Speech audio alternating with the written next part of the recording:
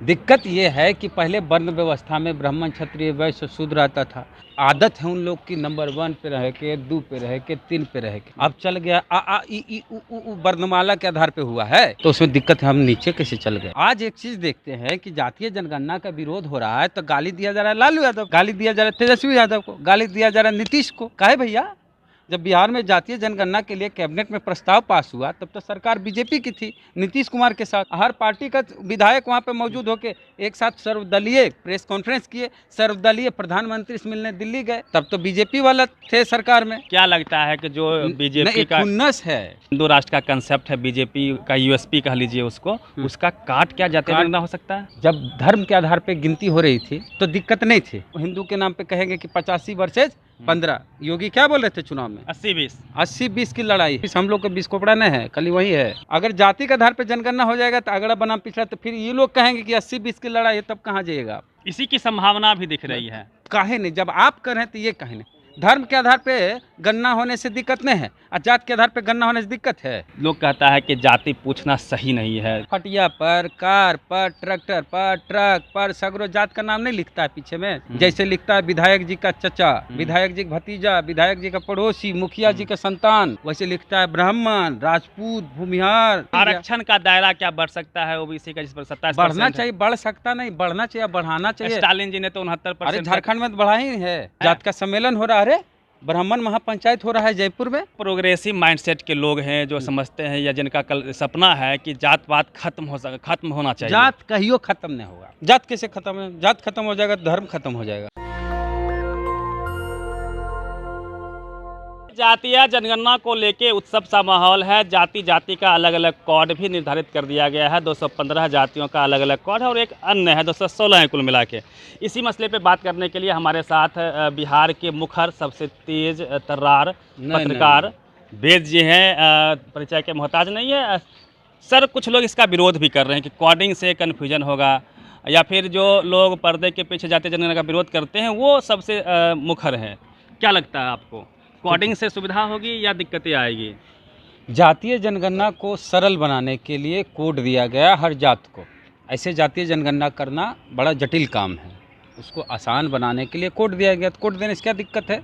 दिक्कत ये है कि पहले वर्ण व्यवस्था में ब्राह्मण क्षत्रिय वैश्य शूद्र आता था। अखबार के शादी वाला विज्ञापन होता था तो ऊपर से लिखाता था ब्राह्मण सुंदर सुशील कन्या गोरी चाहिए, वर चाहिए, बधू चाहिए, नहीं रहता? अभी भी आता है। हाँ, अभी आता है। ऊपर ब्राह्मण क्षत्रिय वैश्य शूद्र अन्य, अन्य में दे दिया SC ST OBC को, नहीं रहता है? तो वो सब आदत है उन लोग की नंबर 1 पे रह के, 2 पे रह के, 3 पे रह के। अब चल गया आ ई उ वर्णमाला के आधार पे हुआ है। जैसे अल्फाबेट नहीं होता, अल्फाबेटिकल है तो उसको हिंदी में वर्णमाला बोलते हैं ना। आ ई उ इस आधार पर दिया गया है। तो अ से जिसकी जाति ऊपर, यार अलावा जो है उस सबसे पीछे, तब पाफा बाबा में सब पीछे चल गया है, तो उसमें दिक्कत है, हम नीचे कैसे चल गए। एक सवाल है, लगातार आप फेसबुक यूट्यूब सोशल साइट्स पे देखिए, जो लोग सवर्ण समाज के लोग हैं लगातार विरोध कर रहे हैं। उनका कहना है कि सामाजिक एकता अखंडता इससे टूटेगा, भंग होगा। और चाहे उसमें पत्रकार हो, नेता हो, जनता हो, एक मुश्त सारे लोग उसमें संगठित हैं कि जातीय जनगणना खराब चीज़ है। कैसे उनको आप लोग कन्विंस कर पाइएगा? कैसे खराब हो जाएगा? क्या दिक्कत आएगी? हर गांव में सबको पता है कि फलाना फलना जात है, फलना जात के इतना घर है, फलना जात के इतना घर है, कहाँ कुछ हो रहा है? और उसको कोड मिल गया तो क्या हो जाएगा उससे? लोग कहता है कि जाति पूछना सही नहीं है, कारण संविधान का जो संवैधानिक रूप से जो कि अरे आपको कल ही यूपी मेरठ की खबर है जी कि एक शादी मेरठ की, कहाँ की है, शायद मेरठ की है, कि एगो शादी के लिए फार्म हाउस बुक किया गया था। पहले से बुक था, और जब मालिक को पता चला कि SC है जिसकी शादी हो रही है, दलित है, तो सदिया 2 दिन पहले बोल दिया कि नहीं देंगे फार्म हाउस। अब SC ST आयोग वाला संज्ञान ले लिया है। SC आयोग वाला विजय सापला जी बिना देखिए उनके ट्विटर पे। तो लोग कह रहे हैं कि इससे धन धरती का जो एक तरह से एक अधिकार है उस थोड़ी बंटवारा हो जाएगा। क्या फ़ायदा क्या होगा जातीय जनगणना से? जातीय जनगणना से पता चलेगा। देखिए, जातीय जनगणना से बहुत फायदा होगा। अभी तक जातीय जनगणना में जो गिनती हुई है वो या तो दलितों की हुई, आदिवासियों की हुई और अल्पसंख्यकों की हुई। इन तीनों की गिनती शुरू से होता है, और फिर महिलाओं की भी गिनती हुई है। अब क्या होगा कि अति पिछड़ा की गिनती होगी, पिछड़ों की गिनती होगी, अगड़ी जाति की गिनती होगी। तो दलितों को 16% आरक्षण मिलता है, 16% आबादी है तो। और जहाँ 7% आबादी 7% आरक्षण आदिवासी को मिलता है, तो इनको आबादी के अनुपात में आरक्षण मिल रहा है। अब ओबीसी की आबादी है 60% से ज़्यादा है, 52%, तो हम आप 32 के हिसाब से, 32 के हिसाब, अभी के हिसाब से जितना है आबादी उतना मिलना चाहिए कि नहीं मिलना चाहिए? तो अति पिछड़ा को उसको अधिकार मिल जाएगा, ओबीसी को उसका अधिकार मिल जाएगा। इसके लिए टेंशन है बहुत लोग को। अगड़ी जात की जहाँ तक बात करते हैं, तो अगड़ी जात की आबादी है 10%, और 10% टोटल आबादी, उसमें कहा कि उसमें से जो गरीब है उसके लिए 10% आरक्षण दे दे, तो आबादी से ज़्यादा मिल गया नहीं? हाँ, 10% मतलब जनसंख्या से वो मेरा कंसर्न ये है। यही तो बता रहे हैं ना कि उसको ज़्यादा मिल गया। अब क्या होगा, जैसे उत्तराखंड में कांग्रेस की सरकार है ना, 6% कर दिया भूपेश बघेल 4% कर दिया, 4%। अब पूरे भारत में सिर्फ उत्तराखंड एक ऐसा राज्य है जहाँ पर सवर्णों का जो EWS आरक्षण है वो 4% किया। क्यों किया? क्योंकि वहाँ के राज्य सरकार को पता है कि यहाँ पर अगड़ी जात की आबादी 4% है, इसलिए 4% कर दिया। अब अगर बिहार में पता चल गया कि अगड़ी जात की आबादी है 4%, 8%, 10%, 9%, तो उतना कर दिया जाएगा। तो इससे उसको दिक्कत है, बिना गिनती एक आरक्षण का दायरा क्या बढ़ सकता है ओबीसी का, जिस पर 27% बढ़ना चाहिए, बढ़ सकता नहीं, बढ़ना चाहिए, बढ़ाना चाहिए। स्टालिन जी ने तो 69%। अरे झारखंड में तो बढ़ा ही है, केंद्र सरकार का है रोके हुए है। हाँ, तो बढ़ना चाहिए, बढ़ना चाहिए, बिल्कुल बढ़ना चाहिए। तो क्या लगता है जो सवर्ण समाज के लोग हैं उनका सीधा आरोप है कि नहीं एससी का गिनती होता है, कहाँ उसको फायदा हो गया? इससे कोई फायदा नहीं है। फायदा हो रहा, हम खड़ा है, हमको इस आरक्षण का लाभ नहीं मिला है, पढ़ने में मिला है, तब हम आज यहाँ खड़े हैं। हमारे जैसे हमारा बहुत सारा भाई ओबीसी भाई, अति पिछड़ा भाई भी आएगा, ऐसे ही बोलेगा, माइक लेके बोलेगा आपकी तरह, कैसे रे फायदा है? तो क्या लगता है कि पूरे देश में होनी चाहिए? हाँ बिल्कुल। अरे आज एक चीज़ देखते हैं कि जातीय जनगणना का विरोध हो रहा है, तो गाली दिया जा रहा है लालू यादव को, गाली दिया जा रहा है तेजस्वी यादव को, गाली दिया जा रहा है नीतीश को। काहे भैया? जब बिहार में जातीय जनगणना के लिए कैबिनेट में प्रस्ताव पास हुआ, तब तो सरकार बीजेपी की थी, नीतीश कुमार के साथ, मुख्यमंत्री नीतीश कुमार थे, डिप्टी सीएम समर्थन था। हाँ, हर पार्टी का विधायक वहाँ पे मौजूद होके एक साथ सर्वदलीय प्रेस कॉन्फ्रेंस किए, सर्वदलीय प्रधानमंत्री से मिलने दिल्ली गए।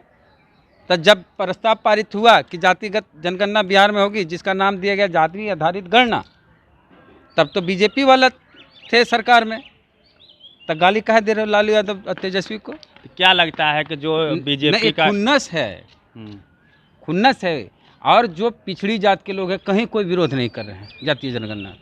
क्या लगता है जो हिंदू राष्ट्र का कंसेप्ट है, बीजेपी का यूएसपी कह लीजिए उसको, उसका काट क्या जातीय जनगणना हो सकता है? देखिए एक चीज़ है, जब धर्म के आधार पे गिनती हो रही थी तो दिक्कत नहीं थी, क्योंकि हिंदू के नाम पे कहेंगे कि 85 वर्सेज 15। योगी क्या बोल रहे थे चुनाव में? 80-20 की लड़ाई है, कह रहे थे ना। तो अगर गरीब और अमीर का बात कर रहे थे, तो गरीब अमीर नहीं बोले, वो 80-20 बोले। वो 80-20 हम लोग का 20 कोपड़ा नहीं है, खाली वही है, यूपी वाला दिमाग है, बिहार वाला दिमाग नहीं, खाली भाजपा वाला दिमाग। तो वहाँ 80-20 की लड़ाई कह रहे थे।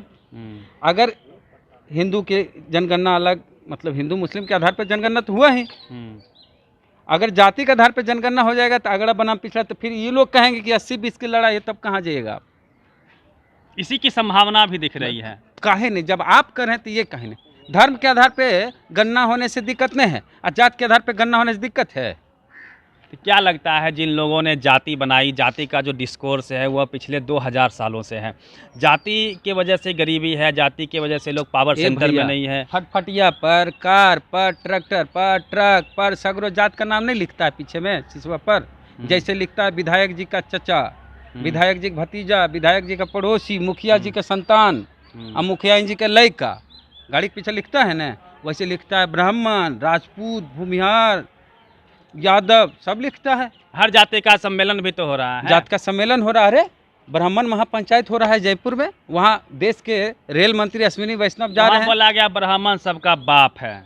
नहीं, देखें स्टेटमेंट तो गलत है।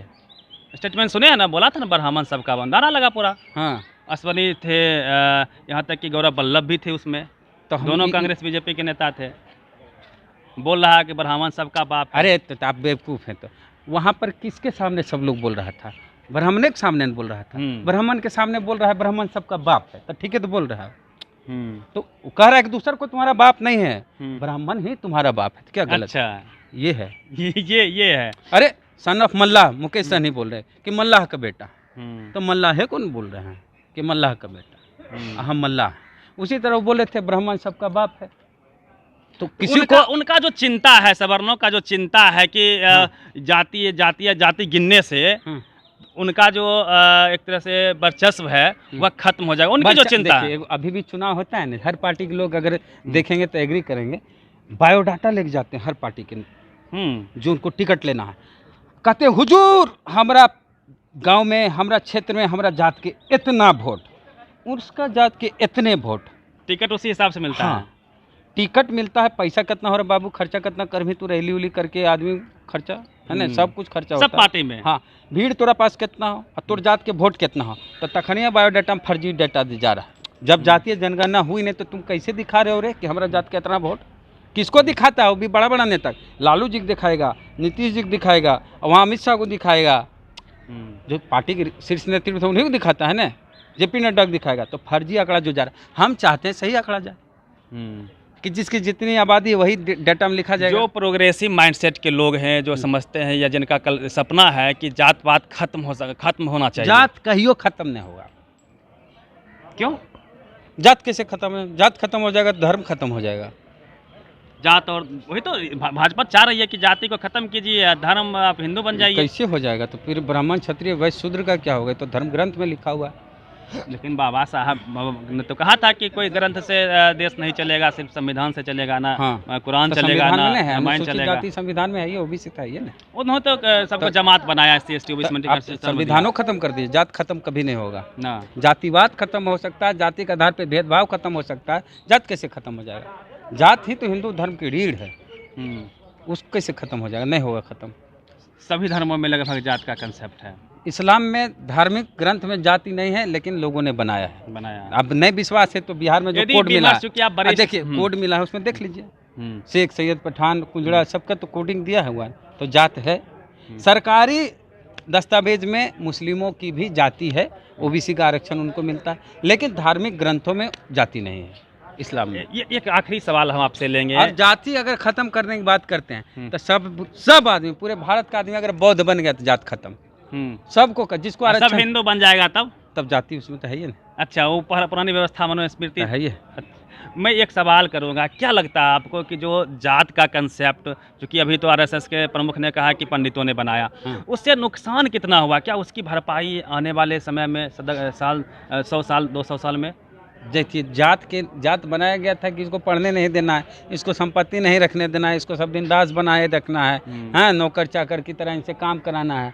लेकिन ये मनुस्मृति के दौर में चल रहा था, जब संविधान आया तो सब बराबर, सुनिए ना, तो सब बराबर। जब संविधान जुग आया तो यही जाति बहुजनों को फायदा कर जाएगा। जो 2000 साल की खाई है, जात के वजह से जो गरीबी आई है, लोग खाने को दाने को मोहताज हैं, जमीन नहीं है उनके पास में, 30% ऐसा आकलन है। ऑक्सफोम की रिपोर्ट भी है कि मात्र 1% जनता के पास में 40% का संसाधन है, भारत का रिसोर्सेज है। तो ये जो इतनी लंबी खाई है, क्या लगता है जातीय जनगणना के साथ साथ और भी बहुत चीजें करने की आवश्यकता है? हमारा लोग पैसा होगा तो नौकरी सब दिन थोड़े करेगा, किसी की नौकरी करेगा थोड़े सब दिन, जो नीचे सारे नौकरी के पीछे भागेंगे, थोड़ा ऊपर बिजनेस करेंगे। भारत की सबसे कमजोर, सुनिए मेरी बात, आप गाँव गए हैं, भूमिहार का जमीन दलित नहीं खरीद रहा है कि नहीं खरीद रहा है? तो वैसे खरीदेगा, टाइम लगेगा, धीरे धीरे खरीदा रहा, और जितनी संख्या भारी उसकी उतनी हिस्सेदारी हो जाएगी। संविधान रहना चाहिए। क्या लगता है कि एक डायनेमिक काम जो मायावती ने किया, सबको भूमिहीनों को जमीन दिया, हर घर तक बाबा साहब पहुंचाया, करना चाह रहे थे। मांझी जी भी तो यही कह रहे थे, नीतीश जी बोले थे 3 डिसमिल जमीन देंगे, मांझी जी बोले 5 डिसमिल देंगे। कहाँ मिला? मांझी जी की सरकार चल गई, नहीं मिला, खत्म हो गया। इस पे काम करने की आवश्यकता है। जो एक लंबी जो खाई है वो इसी रास्ते से ना, फूले पेरियार अम्बेडकर की विचारधारा को यदि हर गांव तक पहुंचाया जाए, तब ये हिंदू राष्ट्र के नाम पे जो दंगे हो रहे हैं, इस पर भी कंट्रोल। ये सब दंगा उंगा में नहीं रहना हमारा लोग जो।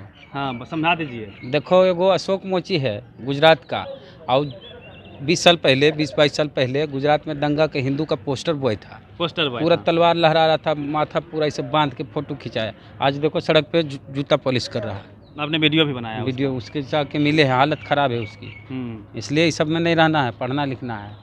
चलिए, तो ये वेद जी थे और अपनी बातों को अपने स्टाइल में, अपने अंदाज में रखने के लिए जाने जाते हैं। निश्चित तौर पे जब तक आप फुले पेरियार अम्बेडकर की विचारधारा से ओतप्रोत नहीं होंगे, बाबा साहब को नहीं पढ़ेंगे, तब तक आप धर्म की चाशनी में डूबे रहेंगे। ज़रूरत है पढ़ने लिखने की, स्कूल कॉलेज जाने की, पावर सेंटर में जगह बनाने की आवश्यकता है। उसके लिए एक लंबी लड़ाई और लड़ने की आवश्यकता है। जिस प्रकार से 2000 साल से जो जाति का डिस्कोर्स है, जाति की वजह से लोग को काम तो दे दिया गया, सेवा करने का काम तो दे दिया गया, लेकिन उनको स्कूल कॉलेज से दूर रखा गया।